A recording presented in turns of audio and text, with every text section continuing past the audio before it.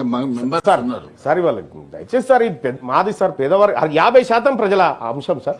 మంత్రి గారు 2014-15లో 157 రూపాయలు సార్, ఒక్క రోజుకు 157 రూపాయలు బీసీలం జమ చేసినాం సార్ ఒక్కొక్కరం బడ్జెట్ లో. కానీ 2014-15లో బీసీలకు ఈ ప్రభుత్వం ఇచ్చింది ₹1 సార్, ఒక్క రోజుకి ₹1.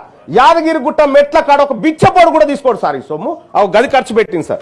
అలాగే సార్ 2015-16లో 181 రూపాయల చొప్పున రోజుకు 181 పన్నులు ఇతరత్రాల రూపంలో బీసీలము రాష్ట్ర ప్రభుత్వ ఖజానాలో జమ చేస్తా ఉన్నాం సార్.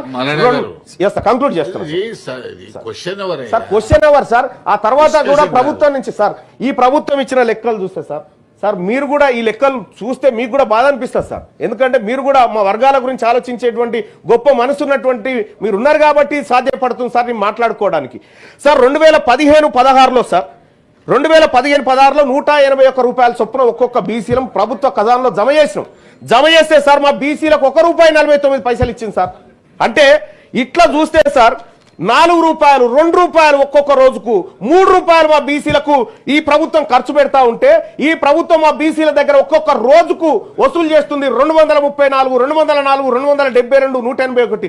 సార్ నేను ఒకటి అడుగుతా సార్, మేము పన్నులు కట్టడానికి ఉన్నామా సార్? ఇక్కడ తెలంగాణ రాష్ట్రంలో మేము పన్నులు కట్టడం కేవలం ప్రభుత్వాన్ని నడిపించడానికి పన్నులు కట్టేటువంటి బానిసలమా మేమంతా? నేను క్లియర్ గా అడుగుతా ఉన్నా.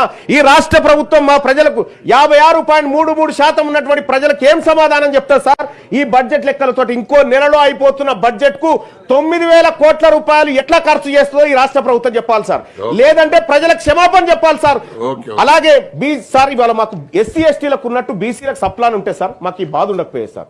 ఇవాళ ఖర్చు చేయకపోతే వచ్చే ఏడాది క్యారీ ఫార్వర్డ్ చేస్తారనుకుంటున్నాను. నేను చెప్తా ఉన్నా సార్ ప్రభుత్వానికి, మాకు కూడా కామారెడ్డి మేనిఫెస్టోలో పెట్టినట్టుగా బీసీ సప్లాన్ అమలు చేస్తారా చెయ్యారా? 2 ఏళ్ల కాలం గడిచిపోయింది. మీ ప్రభుత్వ వైఖరి తెలియజేయండి.